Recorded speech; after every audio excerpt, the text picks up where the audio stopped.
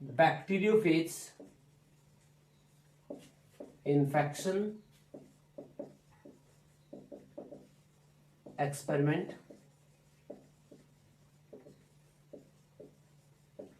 इसको इस नाम से जानते हैं, इसको इस नाम से जानता है DNA is genetic material.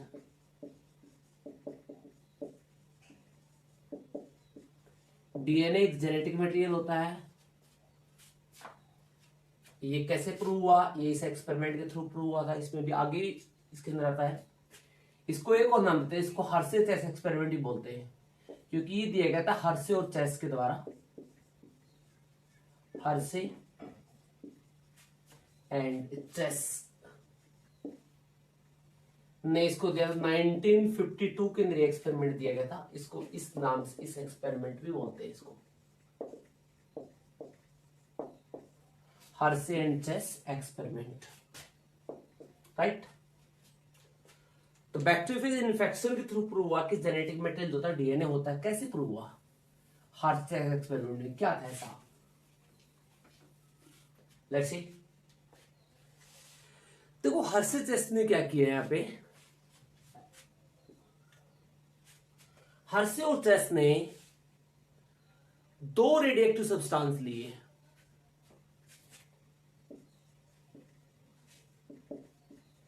Bacteriophage virus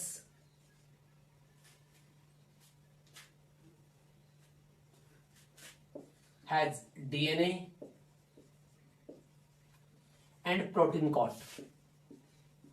आपको पता कोई वायरस के पास दो चीज होती है, एक कैप्सिड, एक यानी कैप्सिड का मतलब प्रोटीन कोड होता है, दूसरा होता है डीएनए या आरएनए भी हो सकता है उसमें। लेकिन बैक्टीरियोफेज के पास क्या होता है? इसके पास डीएनए होता है एंड प्रोटीन कोड। तो यहां पे क्या हुआ, जो डीएनए होता है वो फोस्फेट रिच होता है। डीएनए इज फोस्फेट या phosphorus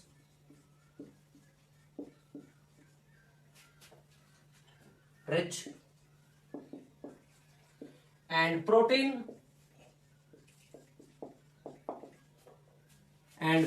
is rich in sulphur. और प्रोटीन यहां पे क्या है? सल्फर के रिच है। तो इसने यहां पे देखा कि डीएनए के अंदर सल्फर नहीं होता और प्रोटीन के अंदर फॉस्फेट नहीं होता। दोनों का इसने बेनिफिट उठाया, इन दोनों ने, हर्से और चेस ने। इन्होंने क्या किया, इस फॉस्फोरस को रेडिएक्टिव बना लिया।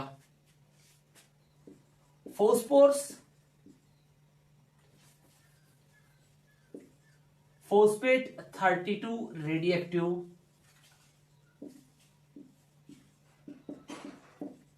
And sulphur 35 radioactive.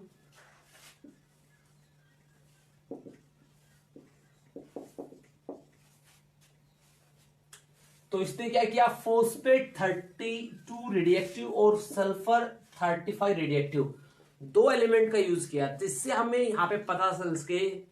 देखो रेडिएक्टिव एलिमेंट होता है उसको ट्रैक करना इजी हो जाता है। अगर हम एक में क्या किया इसने, एक में फॉस्फेट को डाल दिया, एक में इसने सल्फर में डाल दिया, दो बैक्टीरियोफेज ले लिए, तो इसने टर्न बाय टर्न इन्फेक्शन को कोज करवाया। तो एक बार इसने प्रोटीन वाले का कोज करवाया, एक बार डीएनए वाला कोज करवाया। तो इसने ये ऑब्जर्व किया कि रेडिएक्टिव एलिमेंट को ट्रैक करना इजी हो जाता है। तो इसने ट्रैक ये किया कि डीएनए वाले के अंदर उसका जो जेनेटिक मटेरियल था वो सेल के इनसाइड था, बैक्टीरिया के। इसका मतलब इसने प्रूव किया कि डीएनए एक जेनेटिक मटेरियल था। कैसे प्रूव किया, यही एक्सपेरिमेंट प्रूव करेंगे। Phosphate 32 and sulphur 35 radioactive was used in their experiment. Sulfur 35 radioactive labeled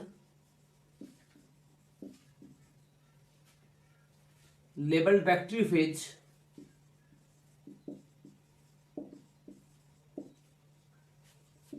virus was used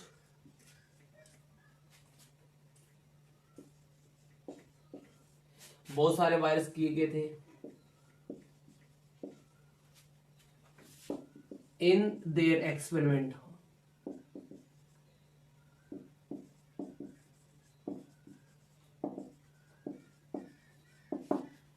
उसके एक्सपेरिमेंट में।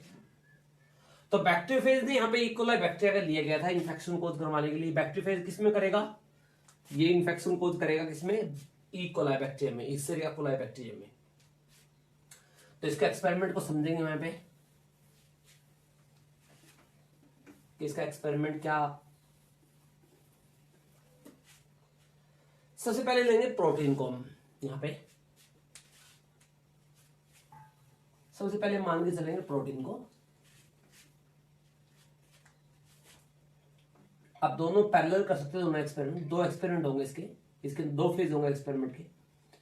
तो इसने क्या क्या किया, ये इसने बैक्टीरियोफेज वायरस लिया जो आपने 11th में किया होगा,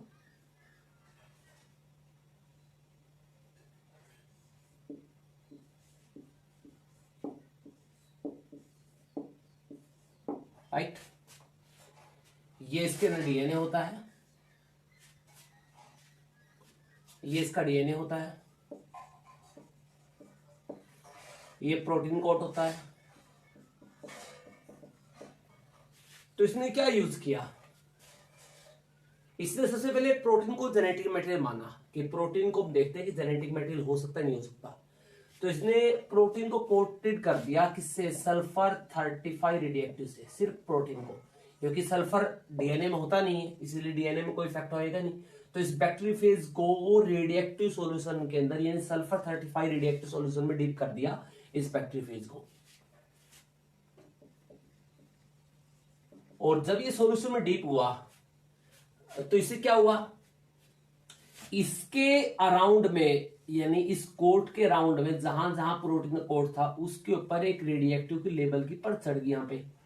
इसका मतलब ये थोड़ा डार्क जो दिखा रहा हूं, ये पूरा प्रोटीन का कोट होता है, ये पूरा वायरस क्या हो गया, रेडिएक्टिव लेवल हो गया यहाँ पे, ये पूरा वायरस क्या हो गया, रेडिएक्टिव लेवल हो गया यहाँ पे, राइट। क्योंकि ये पूरा प्रोटीन से बना होता है ये बाहर वाला कोट। तो कंप्लीटली क्या है, सल्फर 35 रेडिएक्टिव से कोटेड हो गई, राइट। बाहर वाला डीएनए के अंदर कोई रेडिएक्टिव नहीं है क्योंकि इसने डीएनए को अलग लिया था रेडिएक्टिव बनाने के लिए। तो इसने सबसे पहले सल्फर का यूज किया और उस प्रोटीन के ऊपर एक रेडिएक्टिव की लेबलिंग चल गई। तो इसने क्या किया, इसको इन्फेक्शन कोज करवाया ई कोलाई के अंदर। अब मान लीजिए ये कोलाई बैक्टीरिया मैंने लिया यहाँ पे, ई कोलाई लिया, इसने ई कोलाई के अंदर इन्फेक्शन कोज किया।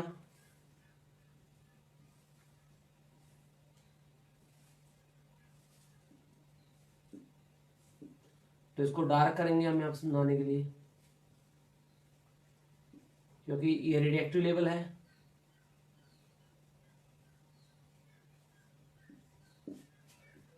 तो इसने क्या किया, अपने जेनेटिक मटेरियल को इसके अंदर, यानी ये बैक्टीरिया का जेनेटिक मटेरियल है, ये ई कोलाई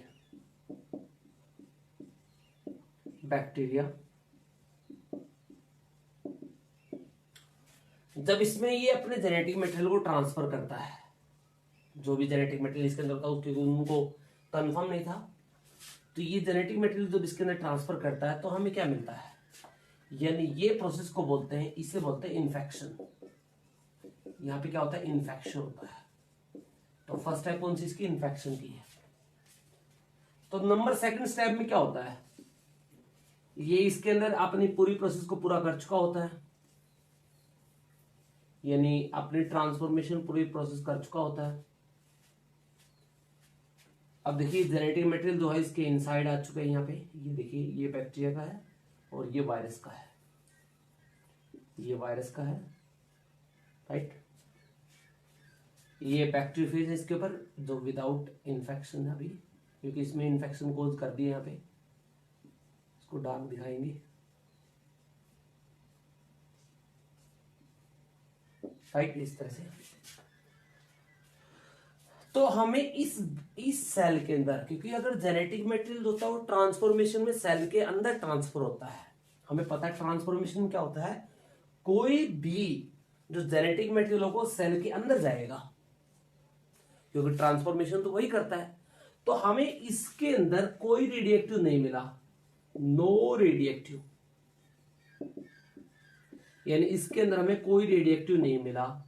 इसका मतलब प्रोटीन जेनेटिक मटेरियल नहीं हो सकती, क्योंकि अगर ट्रांसफॉर्मिंग होती प्रोटीन यहाँ पे, तो प्रोटीन इसके अंदर जेनेटिक मटेरियल ग्रुप में आनी चाहिए थी, क्योंकि ट्रांसफॉर्मेशन में सिर्फ क्या होता है, जेनेटिक मटेरियल होता है। ये तो ग्रिफिथ ने प्रूव किया था। तो ये इस प्रोसेस को बोलते हैं यहाँ पे ब्लेंडिंग। ये सेकंड को क्या बोलते हैं, ब्लेंडिंग बोलते हैं। अब तो नंबर थर्ड, इसके बाद नेक्स्ट हम कंटिन्यू कर सकते हो आप, मैं यहां पे बना रहा हूं। और इसके अंदर क्या होता है, इसकी सेंट्रीफ्यूगेशन करके देखते हैं। सेंट्रीफ्यूगेशन का मतलब होता है इस सेल को रोटेट करते हैं काफी हाईली, नियरली 7000 पर मिनट रोटेशन होगी, आरपीएम राउंड पर मिनट के हिसाब से सेंट्रीफ्यूगेशन, यानी फिजिक्स में जो आता है सेंट्रीफ्यूगल फोर्स, उसे कौन से रोटेट करते हैं। और उसके बायोमोलिक्यूल्स होते हैं वो सेटल डाउन हो जाते हैं हैवी और लाइट के बेस पे। तो इसकी बेस से जब उन्होंने इसका सेंट्रीफ्यूगेशन किया गया, ये जेनेटिक मटेरियल है, ये इसका ये है, तो इसका जो सेंट्रीफ्यूगेशन होता है, सेंट्रीफ्यूगेशन जो थर्ड स्टेप रहेगी,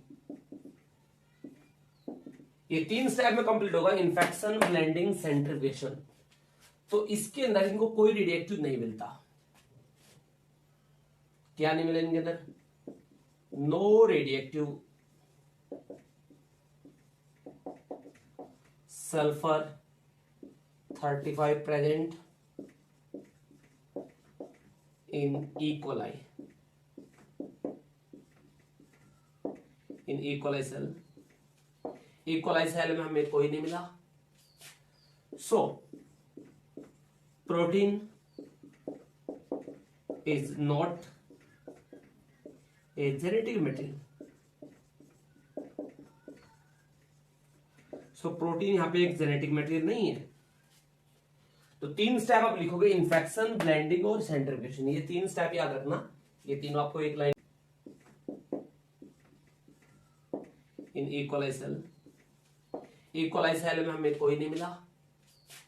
सो protein is not a genetic material.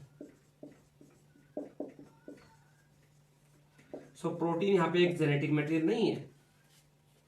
तो 3 स्टेप आप लिखोगे, इन्फेक्शन, ब्लेंडिंग और सेंट्रीफ्यूगेशन। ये 3 स्टेप याद रखना, ये तीनों आपको एक लाइन में बनानी है, राइट।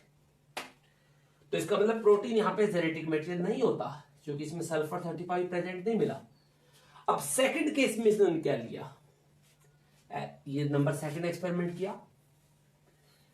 अब प्रोटीन तो यहां प्रूव नहीं हो पाया। अब इसने क्या किया, फॉस्फेट लिया है इन्होंने।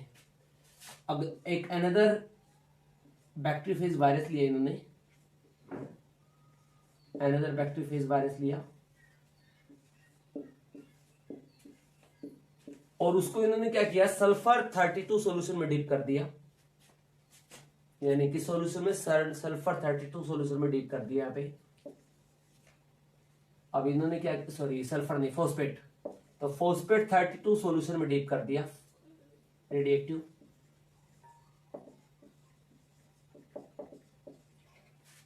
तो ये क्या था, ये डीएनए था, डीएनए कोटेड है ये, यानी सल्फर 32 रेडिएक्टिव डीएनए कोटेड है ये। तो इसका मतलब डीएनए को हम डार्क करेंगे। अब समझाने के लिए डीएनए को डार्क करके दिखाएंगे यहाँ पे,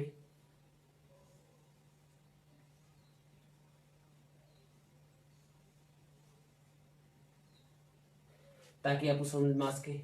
तो इसने प्रोटीन अब लेबल नहीं की, इस बैक्टीरियोफेज को किसमें डिप कर दिया, फॉस्फेट 32 में। तो जब इसमें डीप किया गया तो इसके अंदर क्या हुआ, फॉस्फेट के डीएनए के अंदर रेडिएक्टिव लेबलिंग होगी फॉस्फेट 32 की। तो इसने फिर इन्फेक्शन कोज करवाया। सेम प्रोसेस जो हमने सल्फर की थी, वही सेम प्रोसेस यहां पे रिपीट होगी। इसने इस वायरस की इन्फेक्शन कोज करवाया, लेकिन अब इसमें सल्फर 32 नहीं होगा, याद रखना। तो इसका जेनेटिक मटेरियल इसमें एंटर करता है, ये जेनेटिक मटेरियल इसमें एंटर हुआ, तो हमें इस बैक्टीरियम जेनेटिक मटेरियल होता है, तो इसके अंदर हमें क्या मिला, अब ये नॉर्मल वायरस था क्योंकि,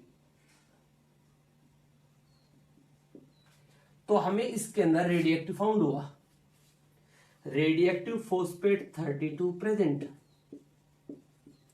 इसका मतलब अगर रेडिएक्टिव इसके अंदर हमें मिला तो इसका मतलब जेनेटिक मटेरियल इसमें ट्रांसफर हुआ।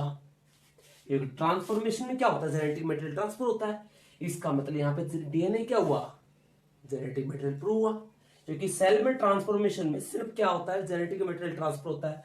तो इससे इन्होंने प्रूव कर दिया कि यहाँ पे क्या होता है, फॉस्फेट यहाँ पे जेनेटिक मटेरियल होता है। तो सेम एक्सपेरिमेंट के बाद आगे सेंट्रीफ्यूगेशन आई, तो सेंट्रीफ्यूगेशन में डीएनए को थोड़ा डार्क कर देंगे यहाँ पे बनाने के लिए, डीएनए को थोड़ा डार्क कर रहा हूं समझाने के लिए। तो इन्होंने क्या किया, इसके अंदर radioactive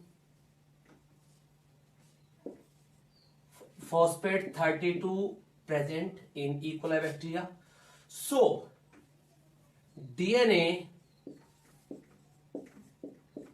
is a genetic material. So DNA क्या होता है, एक जेनेटिक मटेरियल होता है, और इन्होंने यहां पे प्रूव किया, राइट। तो ये दो एक्सपेरिमेंट आते हैं इसके, एक तरफ हम लेते हैं फॉस्फेट को, एक तरफ हम लेते हैं सल्फर को, राइट।